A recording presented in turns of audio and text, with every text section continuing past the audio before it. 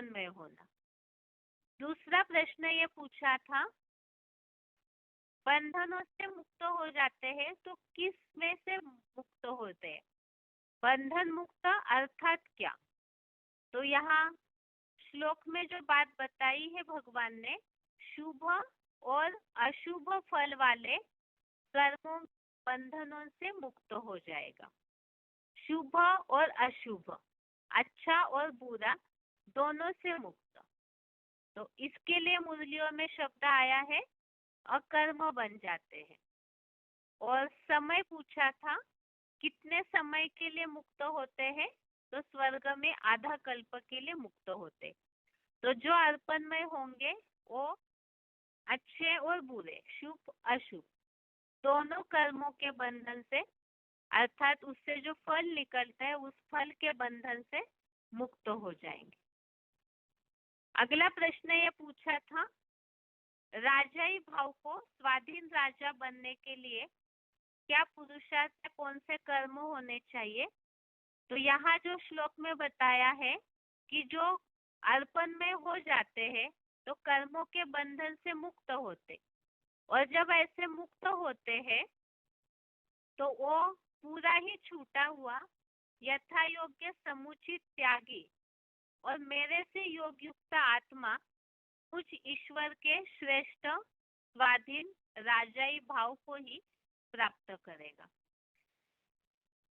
तो इसमें जो बताया है, राजयोग से बने राजाएं स्वाधीन होते हैं, किसी के अधीन नहीं रहते, और नरक बनाने वाले नर अधीन बनाते हैं।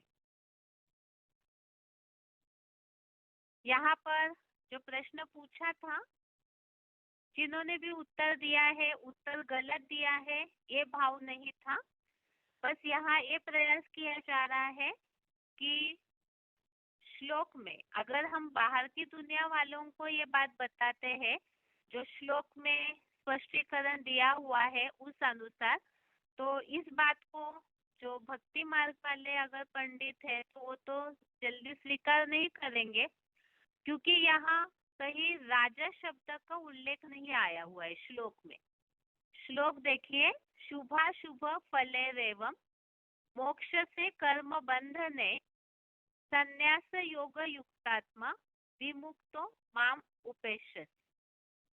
तो यहाँ जो बात बताई है, एक तो कर्मों के बंधन से छूट जाएंगे, और जो त्यागी और योगी है वो मुझको प्राप्त करते हैं। तो यहाँ मुझको प्राप्त करना अर्थात क्या? इसीलिए बाद में ये बात बताई थी कि पहले वाले जो श्लोक है उसका उल्लेख भी अगर चाहिए तो रेफरेंस के तौर पे ले सकते हैं। वो इस हिसाब से देखिए, 9वें अध्याय का जो 25वां श्लोक हमने अभी पढ़ा था, तो 25वां श्लोक देखिए, इसमें क्या बात आई है कि जो देवताओं के भक्त देवात्माओं को पाते, भूतों के पुजारी भूत योनियों को पाते हैं। तो भगवत गीता में ही ये बात बताई है। मतलब भूत प्रेत कौन बनते हैं? जो भूत प्रेतों की पूजा करेंगे। ऐसे देवताओं के भक्त, जो कलाबद्ध देवों के भक्त देवात्माओं को पाएंगे, और जो भगवान की सेवा करने वाले भगवान को पाते हैं। अब यहाँ प्रश्न आता है, भगवान को पाते हैं अर्थात क्या? इसके लिए हम थोड़ा सा, जैसे महाभारत वगैरह में उदाहरण दिया जाता है, उसे अगर बस ये प्रश्न का उत्तर समझने के लिए ये बात बताई जा रही है। जैसे युद्ध जो भगवान ने पांडव और कौरवों के बीच में हुआ, तो भगवान साक्षी है। महाभारत में तो जो ऐसे दिखाया जाता है शास्त्रों में, तो खास युद्ध किस लिए हुआ? पांडवों को इंद्रप्रस्थ का राज्य मिलने के लिए। अर्थात पांडवों ने भगवान का सहारा लिया, भगवान की बात मानी, भगवान की आज्ञा पर चले युद्ध भूमि में भी, तो उस अनुसार उन्होंने भगवान को पाया। कैसे पाया? तो भगवान की पूरी बात माने, भगवान की आराधना की, पूजा की। ये भक्ति मार्गीय शब्द है। यहाँ तो हम ज्ञान के आधार से उन बातों को समझते हैं, यज्ञ सेवा करने वाले, श्रीमत अनुसार चलने वाले। तो जो इस तरह से भगवान के प्रति पूरी भावना रखते हैं तो उन्होंने भगवान को पाया। भगवान को पाया अर्थात भगवान उनके साथी बने, भगवान का वरद हस्त उनके ऊपर था।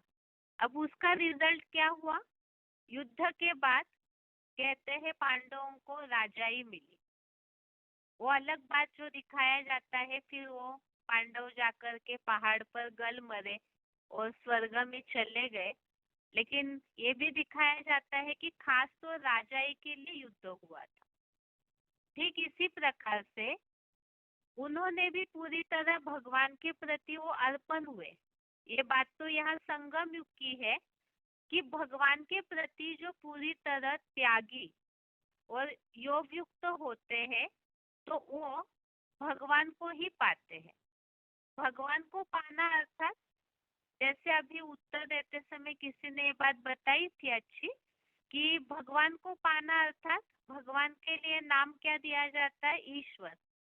ईश्वर अर्थात वो श्रेष्ठतम शासन करता है, महेश्वर कहा जाता है, वो महान शासन करता है। तो भगवान को पाएंगे तो भगवान वरदान देते हैं और वो वरदान क्या है?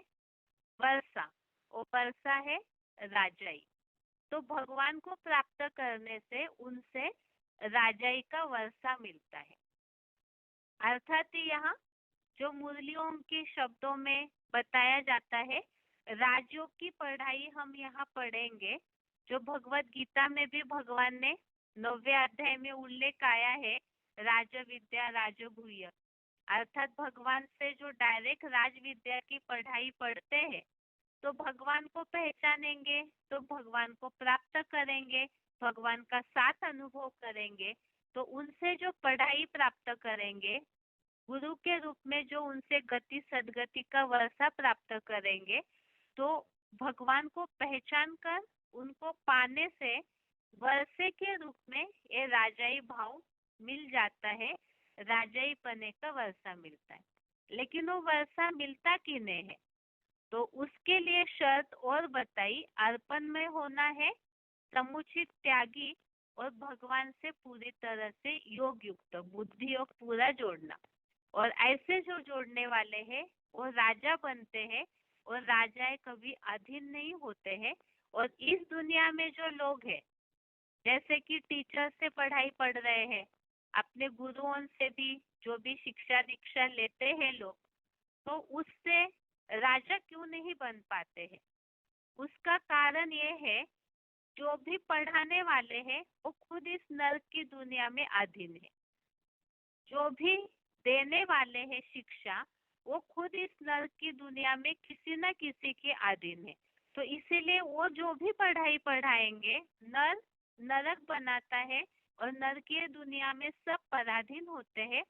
उस अनुसार इस दुनिया की जो भी पढ़ाई है, कहीं भी राजा बनने की ट्रेनिंग नहीं दी जाती, क्योंकि कोई राजा ही जानता ही नहीं।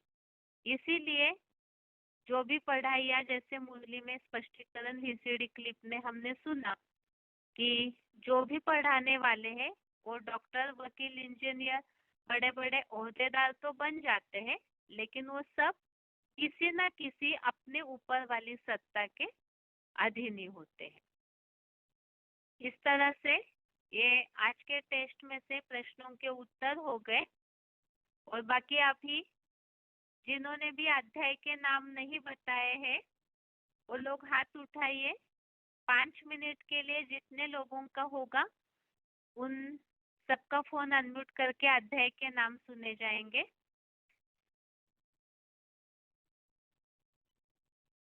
फोन अनम्यूट है किसी का?